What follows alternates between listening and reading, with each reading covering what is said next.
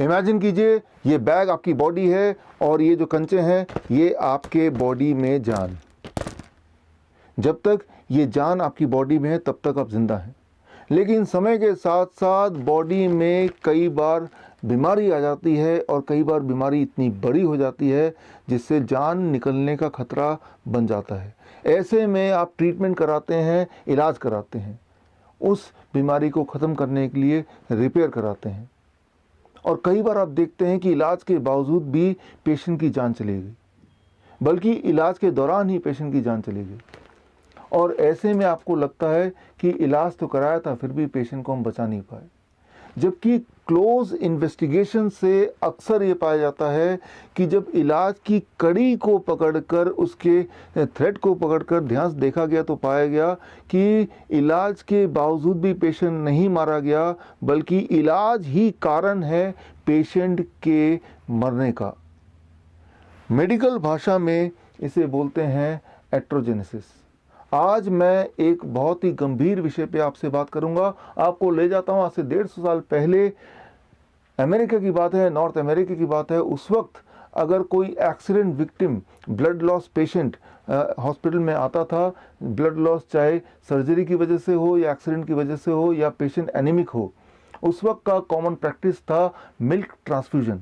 नज़ारा ये कि पेशेंट लेटा हुआ है और पेशेंट की नसों में दूध के पाइप लगे हुए हैं और दूध लिटरली नसों में चढ़ाया जा रहा है। नज़ारा यहाँ तक भी था कि बेड के पास गायें बंधे हुए हैं और नर्सेस गाय का दूध निकाल रही है और ताज़ा दूध पेशेंट पे चढ़ाया जा रहा है, इस उम्मीद से कि शायद पेशेंट बच जाए। आपको मेरी बात का यकीन नहीं आएगा, इसीलिए मैं आपको रेफरेंस दे रहा हूँ ब्रिटिश मेडिकल जर्नल का 12 अप्रैल 1879, पेज नंबर 557 से लेकर 559 के बीच में। आपको पढ़ना है तो स्क्रीन पे दिए हुए लिंक में जाके आप देख सकते हैं, आर्टिकल पढ़ सकते हैं। आपको समझ आ जाएगी बात कि उस वक्त का कॉमन प्रैक्टिस था मिल्क ट्रांसफ्यूजन। और नतीजा क्या? वही नतीजा जो एक्सपेक्टेड है कि पेशेंट की मृत्यु हो जाती। और डॉक्टर्स इस सोच में रहते कि हमने तो दूध चढ़ा के भी देख लिया फिर भी पेशेंट मारा गया। और कई सारे ट्रायल्स होते रहे, कई सारे एक्सपेरिमेंट होते रहे और कई सारे नियम भी बनते रहे। एक वियर्ड नियम ये भी था कि अगर वो लड़का है विक्टिम पेशेंट तो गाय या भैंस का दूध चढ़ाया जाएगा, और लड़की है या बच्चा है तो बकरी का दूध। या एक ट्रायल का नतीजा ये भी था कि अगर 1 लीटर दूध चढ़ाया गया तो जल्दी मौत होती है, या आधे लीटर से कम दूध अगर चढ़ाया जाए तो जिंदगी थोड़ी देर तक रहती है। और फाइनली उन्होंने कंक्लूड किया कि आधे लीटर से कम दूध चढ़ाना ही ठीक रहेगा। करते करते 50 साल निकाल दिए डॉक्टरों ने ये समझने के लिए कि दूध चढ़ाने के बावजूद भी मृत्यु नहीं हो रही है, बल्कि दूध चढ़ाने की वजह से मृत्यु हो रही है। और इसके साथ ही मिल्क ट्रांसफ्यूजन का जो प्रैक्टिस था वो हमेशा के लिए ख़त्म हो गया और उसकी जगह आ गया what is now known as blood transfusion. आजकल पिछले 100 सालों की बात कर रहा हूँ, दुनिया भर के हर तरह के हॉस्पिटल्स में एक कॉमन सीन है। अगर एनीमिक पेशेंट आ जाए या एक्सीडेंट विक्टिम ब्लड लॉस वाला आ जाए या किसी भी सर्जरी की वजह से ब्लड लॉस हो जाए, तो एक कॉमन प्रैक्टिस है and that is blood transfusion. Blood transfusion में ये बिलीव ही नहीं किया जाता, बल्कि ये विश्वास किया जाता है कि खून चढ़ाने से इंसान के जिंदा रहने की पॉसिबिलिटी बढ़ सकती है, रादर बढ़ जाती है। लेकिन पिछले 10 सालों में ही, सिर्फ लास्ट 10 ईयर्स में एविडेंस की बात की जा रही है कि एक्चुअली रियलिटी में देखते हैं कि जो हम सोच रहे हैं क्या ऐसा ही है। पिछले 10 सालों में बहुत सारे आंकड़े कलेक्ट किए गए, बहुत सारे रैंडमाइज कंट्रोल ट्रायल हुए, बहुत सारे मेटाएनालिसिस सामने आए, और वो सारे ट्रायल्स का नतीजा सिर्फ एक।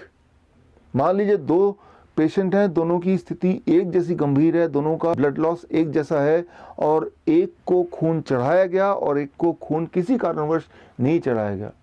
हर बार ये पाया गया कि जिन पेशेंट्स को खून चढ़ाया गया उन पेशेंट्स के मृत्यु की चांसेस लगभग डबल है, 2 गुना। आप सोच रहे होंगे कि अगर ब्लड ट्रांसफ्यूजन से मृत्यु दर बढ़ जाता है, मोर्टेलिटी रेट बढ़ती है, मॉर्बिडिटी बढ़ती है, तो ये आज भी प्रैक्टिस में क्यों है? इसके लिए आप गौर कीजिए स्क्रीन में दिए हुए रिपोर्ट को। रिपोर्ट है AABB का, यानी कि American association of blood bank. जिन्होंने ये बीड़ा उठाया है कि वो प्रोटोकॉल बनाएंगे, गाइडलाइन बनाएंगे, रिकमेंडेशन बनाएंगे। उनके रिकमेंडेशन देखिए, 4 रिकमेंडेशन स्क्रीन पे हैं। इनमें से रिकमेंडेशन 2, 3, 4 की बात करते हैं। इन तीनों रिकमेंडेशन के लास्ट लाइन को देखिए, मैंने हाईलाइट किया है। लास्ट लाइन क्या है? Weak evidences, weak recommendation, uncertain recommendation, low quality evidences, very low quality evidences. बोलने का मतलब ये है, उन्होंने प्रोटोकॉल तो बना दिया, नियम बना दिया, गाइडलाइन बना दिया, लेकिन बोलना वो चाह रहे हैं इस गाइडलाइन के लिए सबूत कोई ठोस नहीं है, बल्कि सबूत ही नहीं है। सिर्फ रिकमेंडेशन 1 के नीचे लास्ट लाइन पे लिखा है स्ट्रॉन्ग रिकमेंडेशन, स्ट्रॉन्ग एविडेंसेस। और रिकमेंडेशन 1 क्या है? वो सिर्फ इतना है कि अगर 2 तरह के पेशेंट को कंपेयर करते हैं, एक पेशेंट वो जिसका HB 8 है, दूसरा पेशेंट वो जिसका 10 है, दोनों में से किसको ब्लड ट्रांसफ्यूजन करने से फिर भी कंपैरेटिवली जिंदा रहने की पॉसिबिलिटी ज़्यादा है। देखिए, ये कंपैरिजन कुछ वैसा ही होगा जैसा मिल्क ट्रांसफ्यूजन वाले ज़माने में कंपैरिजन किया गया कि 1 लीटर दूध या आधा लीटर दूध। जबकि सच्चाई तो ये है कि अगर कंपैरिजन करना ही है तो blood transfusion versus no blood transfusion.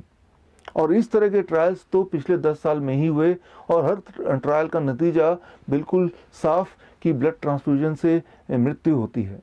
यहाँ एक बात आपको समझना होगा, चाहे वो ब्लड ट्रांसफ्यूजन हो, चाहे वो मिल्क ट्रांसफ्यूजन हो, जब भी कोई भी लिक्विड, वो लिक्विड खून हो सकता है, वो लिक्विड दूध हो सकता है, वो लिक्विड इवन सलाइन हो सकता है, जब भी कोई भी लिक्विड नसों के माध्यम से आपके बॉडी के अंदर जाता है, तब उस वक्त आपके बॉडी में कुछ हलचल होती है। पहली बात जिसे कहते हैं मेडिकल भाषा में ट्राली। ट्राली मतलब transfusion related acute lungs injury, यानी कि लंग्स पर दबाव पड़ता है, लंग्स काम करना बंद कर देती है, इंसान की मृत्यु हो जाती है। और दूसरी सबसे बड़ी बात जिसे कहते हैं मेडिकल भाषा में trim, transfusion related immune modulation, यानी कि जब भी कोई भी लिक्विड नसों के माध्यम से बाहर से बॉडी में जाता है तो बॉडी का जो इम्यून सिस्टम है पूरा गड़बड़ हो जाता है, तहस नहस हो जाता है। और एक खास तरह का मॉलिक्यूल जिसका नाम है VEGF, vascular endothelium growth factor, ये एक ऐसा मॉलिक्यूल है जो ये डिसाइड करता है कि आप हेल्दी रहेंगे या आप बीमार पड़ेंगे, आपकी डेथ कैंसर से होगी या आप हार्ट डिजीज से जूझेंगे। ये जो मॉलिक्यूल है ये पूरी तरह डिस्ट्रॉय कर देता है जब भी कोई भी लिक्विड आपके बॉडी में ट्रांसफ्यूज होता है थ्रू द ब्लड वेसल्स। सो ये इस थ्योरी को अगर आप समझना चाहते हैं तो आप मेरे YouTube चैनल में जाके आप एक वीडियो देखिए। वीडियो का नाम है क्योर फॉर ऑल डिजीज़। तो आपको पता चल जाएगा कि VEGF का सिग्निफिकेंस क्या है। बल्कि पिछले साल का जो नोबेल प्राइज विनिंग साइंस था वो भी इसी पे आधारित था। हर साल पूरे दुनिया में हज़ारों ब्लड डोनेशन कैंप्स लगते हैं और कैंप के माध्यम से 85 मिलियन यूनिट से लेके 100 मिलियन यूनिट तक ब्लड कलेक्ट किया जाता है। लगभग 10 ओलंपिक साइज के स्विमिंग पूल के बराबर अमाउंट का, मतलब 10 ओलंपिक साइज के स्विमिंग पूल को अगर ब्लड से भर दें तो जितना खून होगा इतना खून डोनेशन के नाम से, ब्लड डोनेशन के नाम पे कलेक्ट किया जाता है। बड़े बड़े संस्थान, Lions club, rotary club, school के बड़े बड़े सोसाइटी आए दिन ब्लड डोनेशन कैंप लगाते हैं इस उम्मीद से कि शायद इससे कोई हम पुण्य कमा लें। उनके दिमाग में यह है कि ब्लड डोनेशन रक्तदान जीवन दान है। दरअसल रक्तदान जीवन दान नहीं है, रक्तदान मृत्युदान है।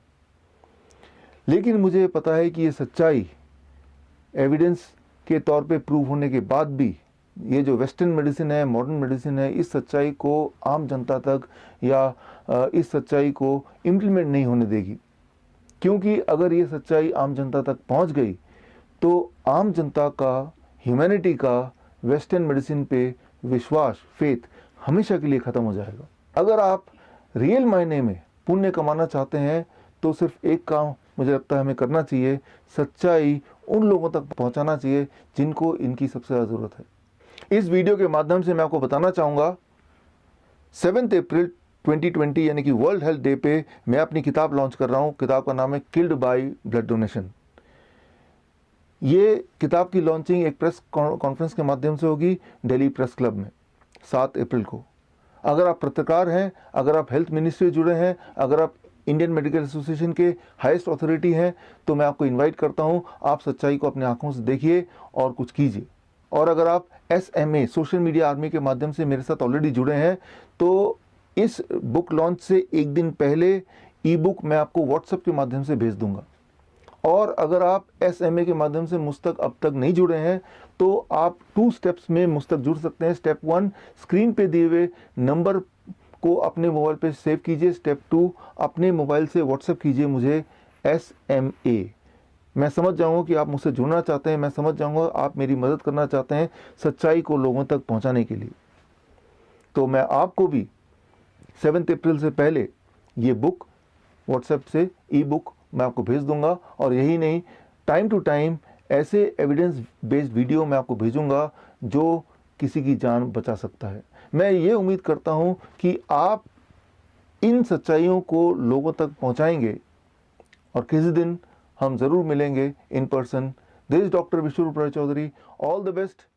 Thank you.